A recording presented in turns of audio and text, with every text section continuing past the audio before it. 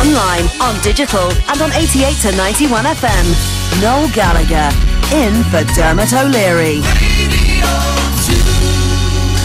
Good afternoon. This is Noel Gallagher sitting in for Dermot O'Leary. He's off. Lying to people who can't sing, I think, on the television. I'm here with my good friend, the original victim, Mr. Matt Morgan. Hey, hello.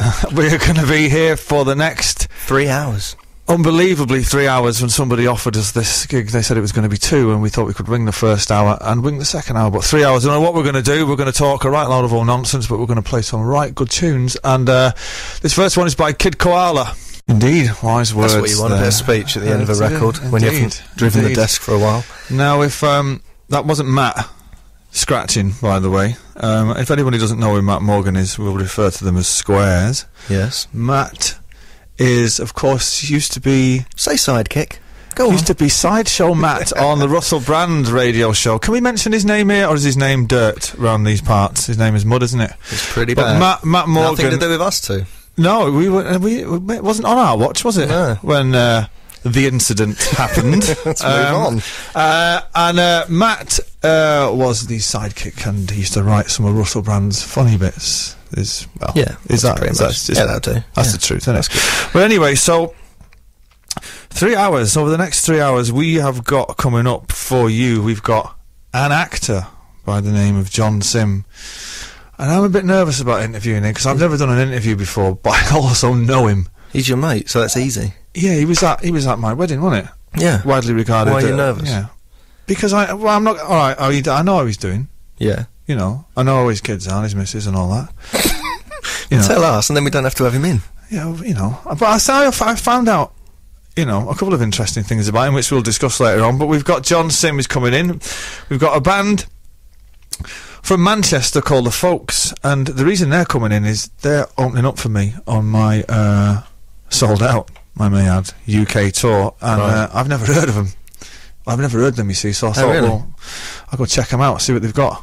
So you haven't heard them play at all? Never. Alright, I heard them soundcheck and they're good. Are they? Are they as good as me, though? Well, it's close. Really? I'd say, yeah. Ah. A lot of harmonies going on there. We'll have a little song off later on then.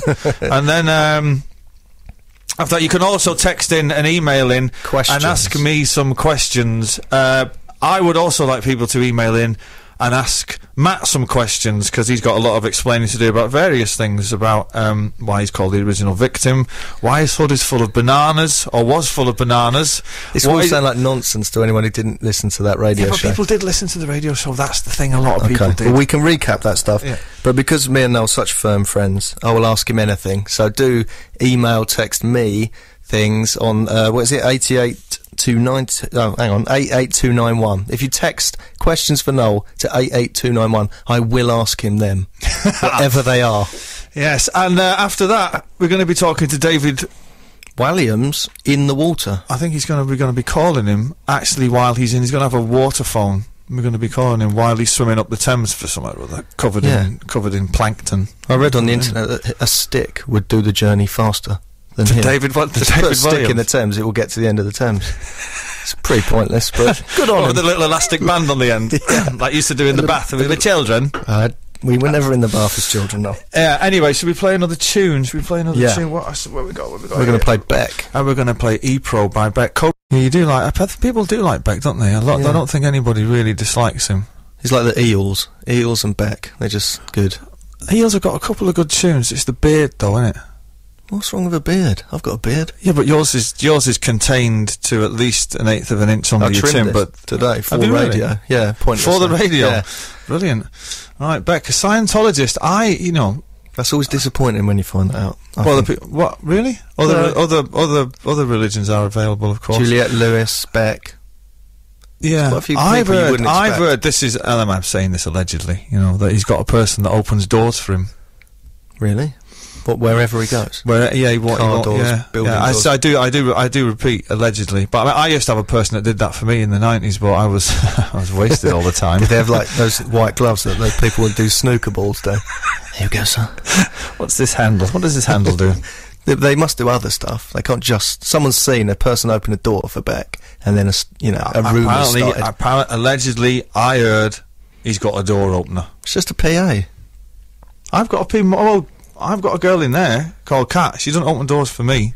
Well, she gets you tea and metaphorically. A bowl of fruit. Metaphorically, she's opened a few doors in Buckinghamshire, in Amersham Golf Club, maybe. When you're too drunk. Well, you know, but she's never actually physically opened the door for me. Let's talk about your rider over there. Was that requested?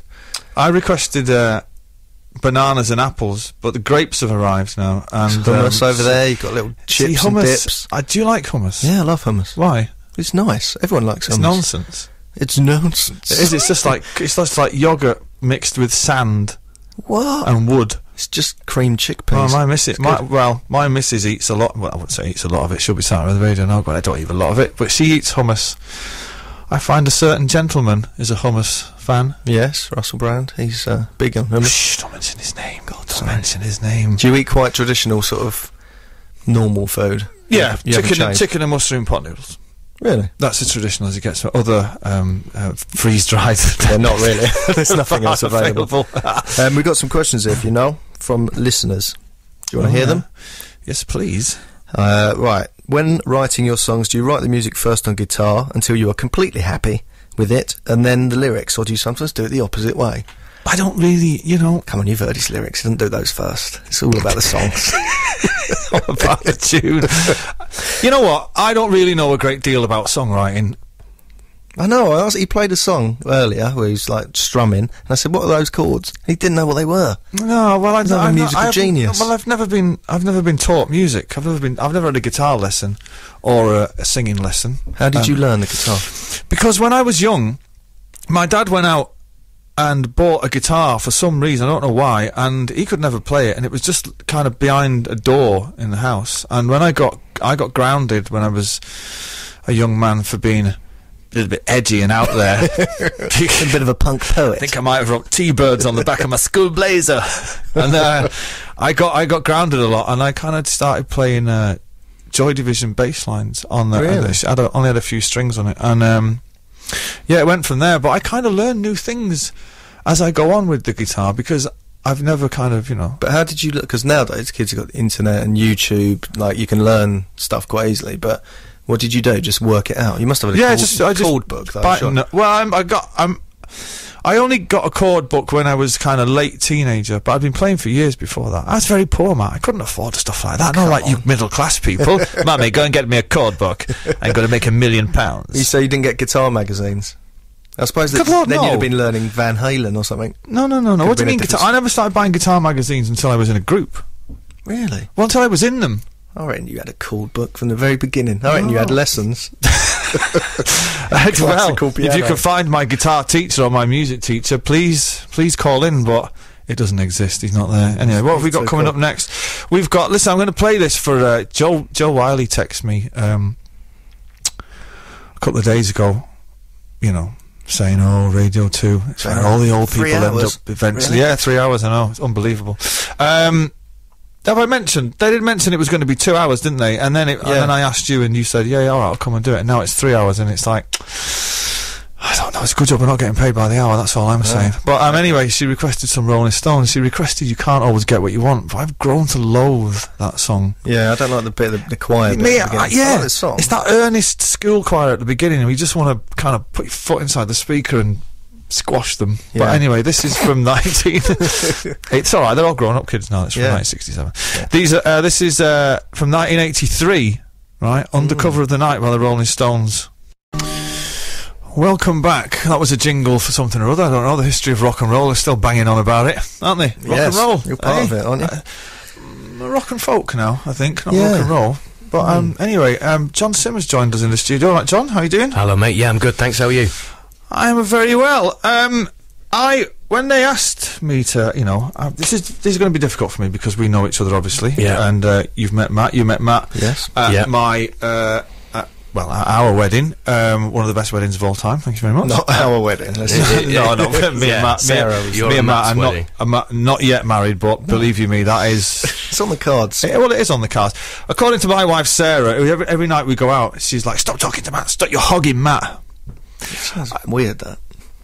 Yeah, I know. Don't want to get in your head now a picture of two hogs hogging each other. But anyway, so you, young man, you're an actor, obviously. Yeah. You do, and you've been on you know that programme you're in, with, where you're all off in Spain, acting? I've just been doing that. It's a jolly up, innit? Is there much work going on? No, do you know what? The first one it wasn't a jolly up. I mean, there is work going on, but the second one that we've just done was really hard work, and it was hot. Really? Yeah. Why, did it rain twice or something? No, it was just really hard. Did different hotel? It was a rubbish hotel. Yeah. And it was a really hard job, but it was alright. How long would a series like that take you to do? It was a couple of months. I think it was about 6 or 8 weeks. Yeah, you see, I can think of easier ways of making a living than, or tougher ways of making a living than spending 2 months in Spain. But it's all relative, isn't it? It was it's all, you're away from your family and all that, and it was 6 days a week, non-stop all day. I'm not asking for sympathy, but it wasn't an absolute holiday. Go on, it was an holiday. It was an holiday. So I read, they sent me a sheet of things, it says here, talking points, and it says here that you sang on stage at Finsbury Park with New Order. Is that right? Yeah, I did, yeah. How did that come about?